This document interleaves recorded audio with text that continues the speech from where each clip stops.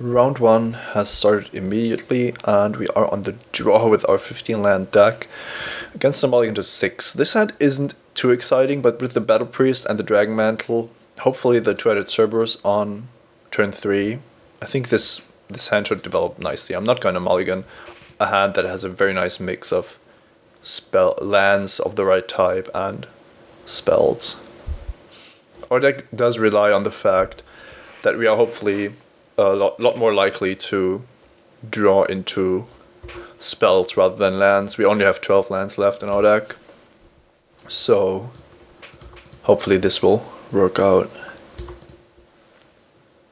We can always put the Dragon Mantle on the Battle Priest, but of course that's not our main goal.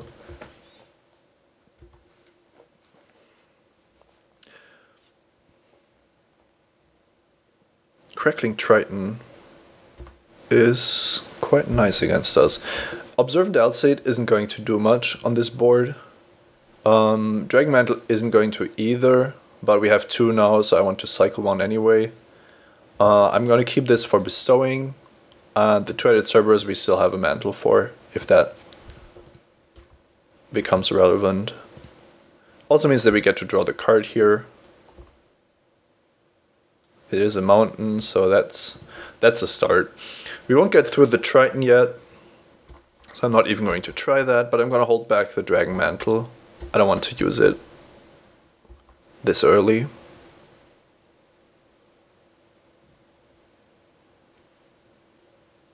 Flamespeaker Adder. Okay, a lot of 2/3s for 3 on our opponent's side, which does make it a bit more difficult for us. There is Ordeal of Heliod. So now things get interesting, because I can put the Ordeal on here, and then it's attacking for it as a 2/4, which is bad against the double block. And then I would need to keep open God's Willing, which overall doesn't sound too good. I could always play Two-Headed Cerberus, but it is protected from anything our opponent could do, and we aren't giving away as much. We can still put the Ordeal on it next turn, and or the Dragon Mantle, and then keep God's Willing up a little more naturally. I think I like that better. We also have to keep in mind that opponent could try to scry and then make this into a first striker, which the protection is going to be great against, but protection from red is going to kill the Dragon Mantle. Which is also relevant if we try to Dragon Mantle the Cerberus and then the Triton is activated in response, then we only give protection from blue, so that then it's not, yeah, then the Dragon Mantle still resolves. Alright, Flamespeaker Adept is attacking. I could block here, and then any kind of scry effect would force me to respond. I'm not that interested in losing my Battle Priest, to be honest, so I'm just gonna take 2 here. Alright, we are drawing quite a few lands, but the opponent has mulliganed, which we can hopefully capitalize on. I want to play the Dragon Mantle here, and that hopefully forces a response. If the Triton is sacrificed in response, I'm gonna God's Willing, and then probably not play anything else, to simply spend my mana with the Mantle. This does run into a few cards like Magma Jet. So if we try to play the Dragon Mantle onto the Cerberus and then there is a Magma Jet, we have to, yeah, then we can respond with God's Willing, but then the Triton kills the Cerberus anyway. We don't get to scry, we don't get to do other card. Yeah, that's quite dangerous. Could very possibly be a God's Willing, a Magma Jet in our opponent's hand. Observant Alcide runs into the same problems. We could put it onto the Battle Priest, which is a lot more safe because it has 3 toughness currently. And if it gets lightning struck, I'm actually fine with that. Yeah, I think we have to play this a little more carefully, but we still want to develop our board here. The 2 life also don't hurt. Let's see if this resolves.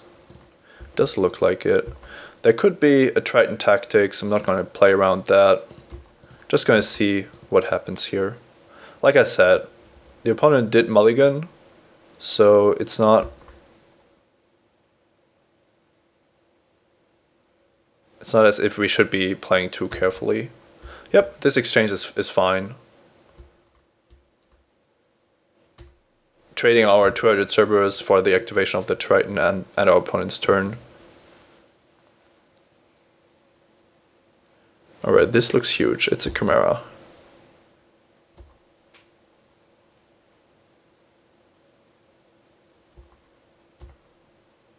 Phalanx Leader. That's pretty good.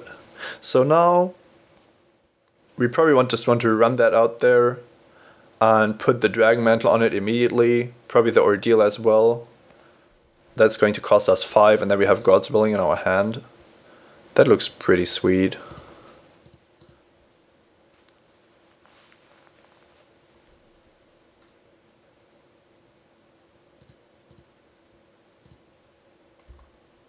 Let's see what we find here.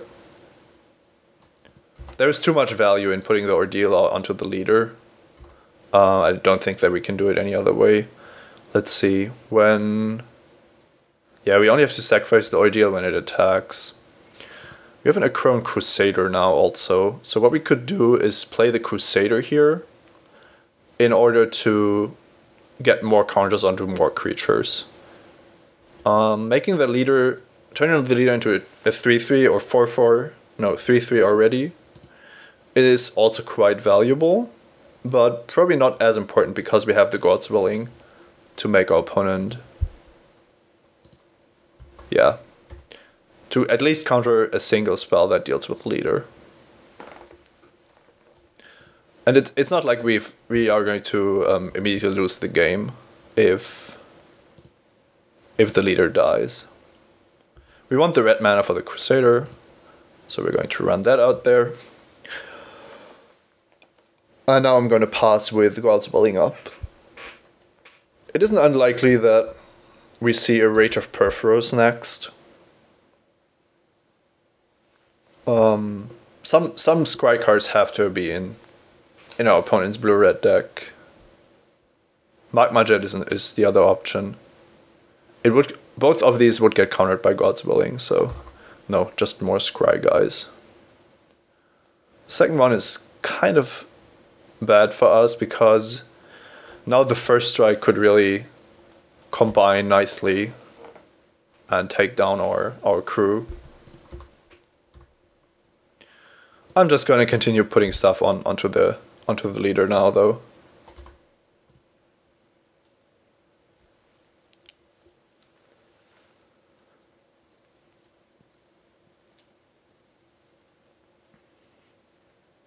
If we counter a scry effect with God's Willing, then our opponent is going to be very close to conceding.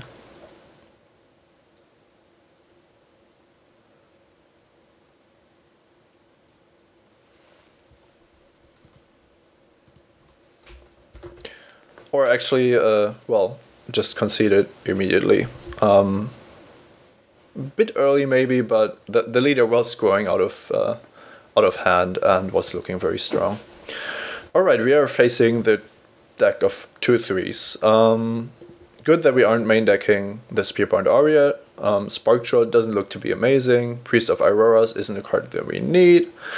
So, quite happy with the cards that we main deck. Last Breath is an option, Ephara's Warden as well. I like to board this in against decks with Pressing Chimera. It's just good, very good against these kind of creatures. On the other hand, I like most of what we have here.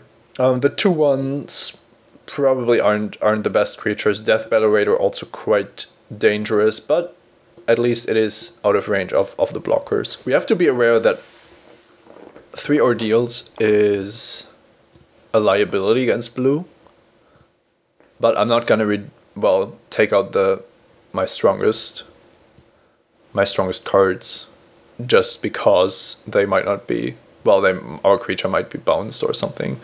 So maybe 1 Rambler out and a Warden in. We are going to be on the draw, so that sounds reasonable. Last Breath, I'm not going to bring in without further information. Yep, let's try that. I assume that Marlis is playing first. That's correct. We have a nice hand. Not too exciting, but a nice curve. Not gonna mulligan. We've been drawing more than enough lands here. Playing only 15, but always starting with quite a few of them. Hopeful Eidolon should be better if the game goes longer. No ordeal for us. I believe that we have to play the Rambler here. It does deal 2 damage if it connects. So even if it's more likely that it's going to be dominated by the opponent's 3-drop, it wouldn't be much better to have a Battle Priest then. Okay, Opline Unicorn. Not as dominating as expected. Let's play a Plains here so that we have God's Willing up. And I'm gonna offer the trade. The Rambler is a fair trade for the Unicorn. We want the board to be quite empty. It's going to make our deals better. And here, Alseid is going to be bestowed, so Battle Priest it is. Pressing Chimera could be a problem. We don't have a Battle-Wise Valor at this stage. A Crone Horse. Okay, our opponent is doing it.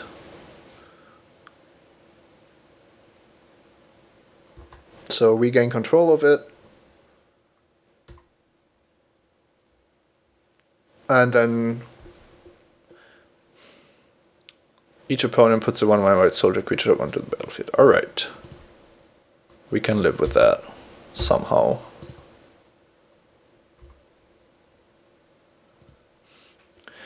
Hopeful Eidolon on Satyr Rambler creates a 3/2 Trampler. Trampling is quite nice against the soldier tokens, and a double block wouldn't be the end of the world. I think we can do that. I have to hold back the other creatures. Don't think that the Battle Priest attacking is great. There could be a double block here. I would rather see no blocks, which is what we do. That's very good because the plan of putting the Alseid on the Rambler is quite the important part, and it's going to be the key card to win me the game. Hopefully. Oh no, it's not. Well, that's actually almost better than the Rambler getting double block because we got the Rage of Perforos out of the hand. So now we can make Hopeful Eidolon into a 3/3 Vigilance. Let's see. I'm bestowing this. The only question is which creature I want to bestow. Battle Priest can't attack. Hopefully, none of my creatures can attack without the bestow from Observant Alseid. So I'm thinking that the Eidolon is the best choice because of lifelink. But it's also the creature that dies against a triple block. My opponent has not shown that he likes to double block. He didn't double block last turn, despite not needing the Unicorn.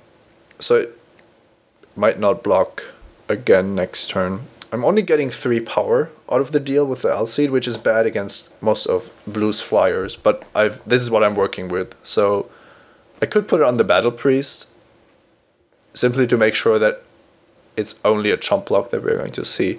I think the life gain is too important. Also, Hopeful Eidolon isn't doing anything on its own. So if this prompts a triple block, so be it. It's not unlikely that it's just going to be a single soldier chump blocking. Alright. Didn't work out. But yeah, this was too easy a block. No, it is not. Oh, good for us. Somehow our opponent made a nice block and then decided against it. Alright, there's the Pressing Chimera. So now we need another way to make the Eidolon a bit larger. This is also nice. How big can we make this? It's 2 power. Yeah, although against all these soldiers it's not going to be good. Gonna hold a Plains and then I just have to pass the turn here.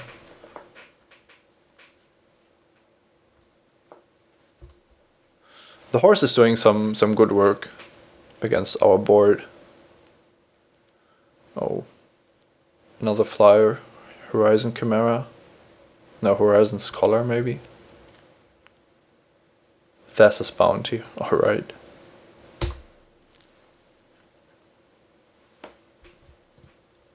We are getting milled for 3. Ordeal, Titan Strength. Yep. Titan Strength would have been nice. Now, in addition to the value from the Crone Horse, my opponent also drew 3 cards. Not great for us.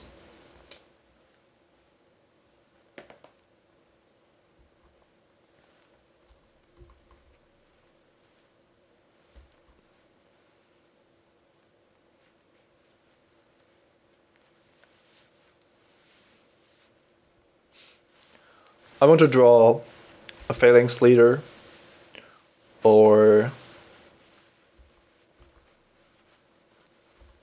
some other way to punch through the Chimera. We also brought in the Tapper.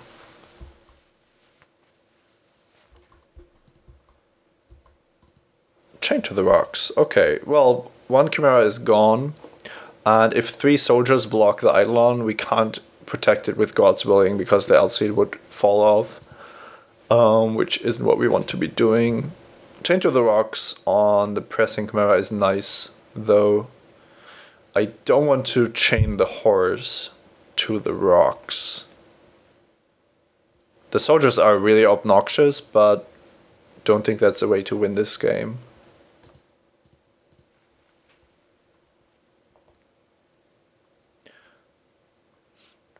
Basically, I need to find the Phalanx Leader to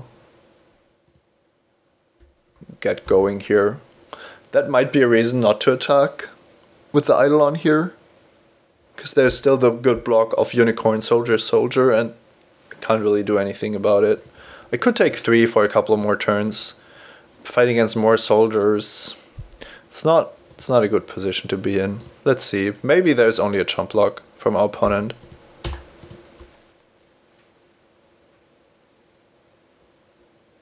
No, 3 soldiers maybe? Would be nice to get a soldier. It's always possible that the Unicorn is needed to cast some kind of double red spells in the opponent's deck. Yeah, I'm fine with that. Getting the soldier count a bit lower, getting the 2/2 vigilance out of the deal.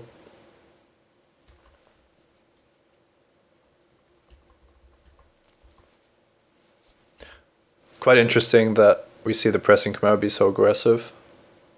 Of course, if there's good follow-ups, then it's quite understandable.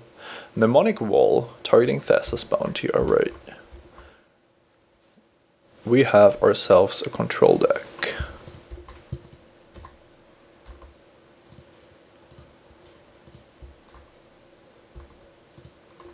No reason to attack here, would just waste some time, but not accomplish anything. We've also drawn more than half of our lands, so hopefully the following draws are going to be better. Although the first THS Bounty hit 3 non-lands. Let's see what the other one does. Interesting choice to always target me, probably with the plan of also potentially milling myself and gaining more information. Oh, there's the leader, that's bad. Given that the wall is in the opponent's deck, it could be a nice option to mill yourself also.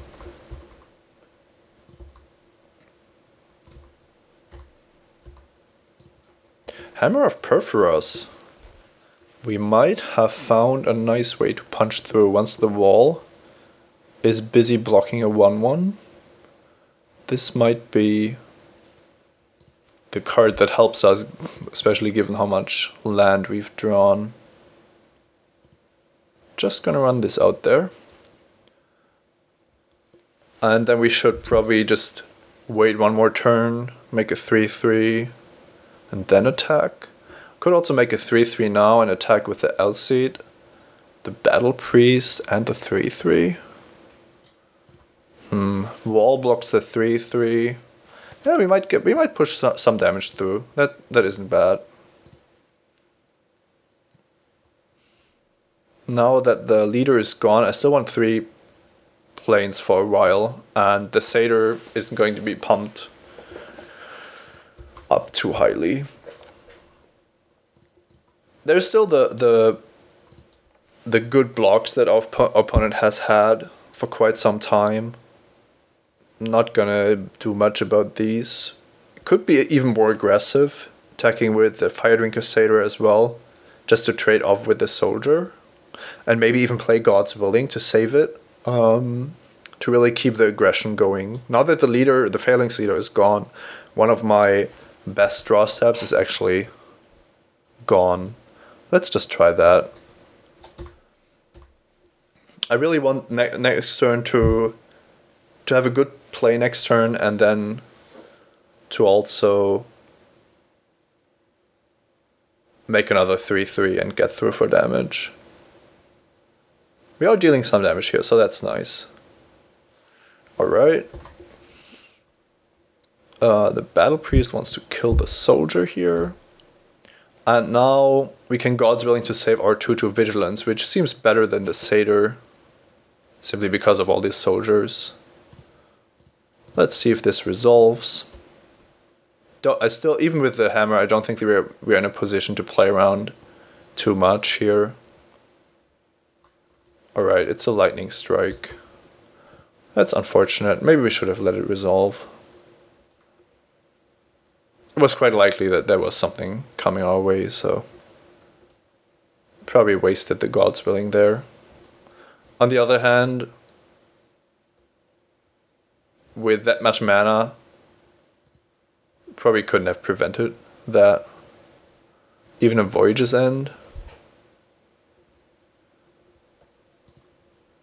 That's not the end of the world, but we're still playing against quite a few cards. So zero damage, and we lost most of our army. Not the best. It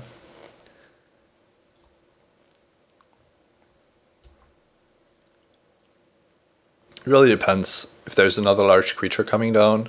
Spellhard Chimera for 3. Well, at least that only trades with the Golem. And a Grip Tide. Alright. I can live with that. I have to live with that. Alright. Now it's getting a bit problematic. Now the Golems trade for Flamespeaker Adept. And one of them gets blocked also. And we are drawing into this. Not looking too hot.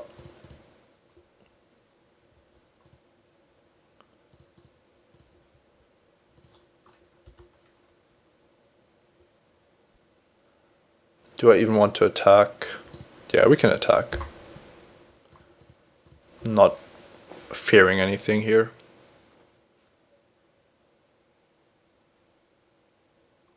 This is fine.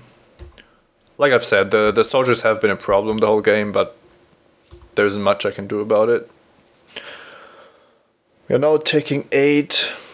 Still interesting, still no self-mill. Despite Spellhard Chimera, I think that has to be a mistake. It's just so unlikely that you mill yourself out. Alright, it's time to concede this game. We are basically dead to whatever our opponent has assembled here. There is no miracle card waiting for us to win this. Alright. Yeah, I mean, we still have our main plan, and I like the plan. It's just that this game, our opponent just had such great stuff going on. If we ever draw 8 lands again, we can deal 5 sweet damage. That sounds pretty cool. Spark Jolt, also the last card our opponent showed us, another problematic card. I like the Warden, also on the play. I think it's alright that we took out a Rambler. Those aren't the best cards in this matchup. And the matchup overall doesn't seem as good as I thought after game 1, so maybe Spearpoint Aureate has to make an appearance again with so many creatures that just dominate ours. I think that would probably be a good idea. Let's see, Band Elder. We can't do anything against a Crone Horse. Well, we couldn't Last Breath though, Crone Horse. That's a pretty cool play. Let's put Last Breath in there as well. And I'm gonna try to stick an Ordeal. That's still our best way to win the game, I feel like. And then we can't play all these expensive creatures. If we have the Last Breath to get rid of the horse, maybe we can afford to play the Ramblers. Oh, I kind of like the Ramblers. And then we have to take out, probably the Spearpoint Aureate is not good enough. Then it's either the Warden, or because we are on the play, we're just going to be super aggressive. No. It's Rambler or Battle Priest that has to go here, I feel like. Let's take out a Battle Priest and hope that... Oh, that's not 41. Because I took in the Last Breath. Let's take out one Battle Priest, one Rambler. That doesn't make much sense. Maybe it's correct to take out Observant Altseed, but I like the fact that we can make our creatures bigger, which is kind of why I like the Spearpoint Aureate. There's so much defensive stuff going around that we need the ways to make them bigger and pass our opponent somehow. Alright, let's take out more defensive cards and just have all the aggro and Last Breath to get rid of the Vault and the Crone Horse. A little more red now, but I'm not going to change the mana base and just pray that this works out. I don't like that the 3-power guys run into the 0-4 wall, so that's why I wanted to have more. And the Pressing Chimera, of course. Alright, turn 1 Crusader doesn't work well with the leader, but we have the Deathbellow Raider on 2, Wingsteed Rider on 3, and then we have leader as the follow-up. This hand is absolutely amazing, and we are very likely to draw a targeting effect.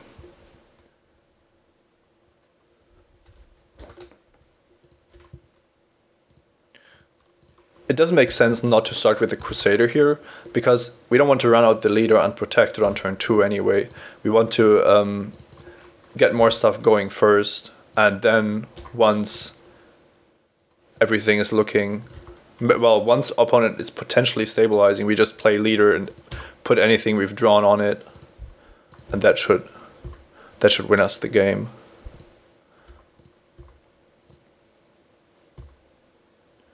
No 2-drop is also very sweet. Now the Wingsteed Rider hopefully resolves, doesn't get lightning struck. No, it gets bounced, that's fine. We even have a hammer now, so drawing the second mountain wouldn't be bad. And there's Thassa, God of the Sea. And a Dragon Mantle, interesting. So now if we play the leader and put the Dragon Mantle on there, we could draw into another mountain. We could also target the Crone Crusader with the mantle. If we draw a mountain, then we can still leader and Titan Strength. If we draw the Rider, if we draw on any other land, we can play the Rider. We could, well, I'm not going to play out the leader without targeting it immediately. We can also play the leader and target it with Dragon Mantle. That's also a very good play, but it's not as good as playing the leader and then putting both of these on there. I think we have to play the Rider first again. There shouldn't be any reason to be afraid of our opponent's next turn. It isn't like the Devotion is going to be active at this early stage. It's going to be at most 3. And I kind of want to see my opponent tap out, which he doesn't. So this kind of means that there is a Griptide coming. Wouldn't make sense to take so much damage here.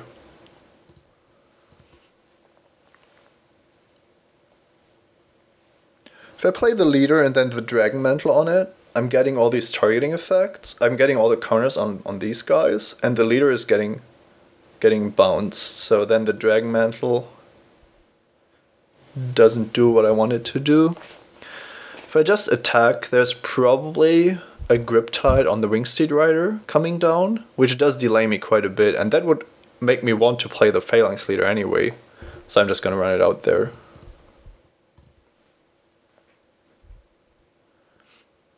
Now, it's still possible that we are going to see a Grip Tide on Wingsteed Rider.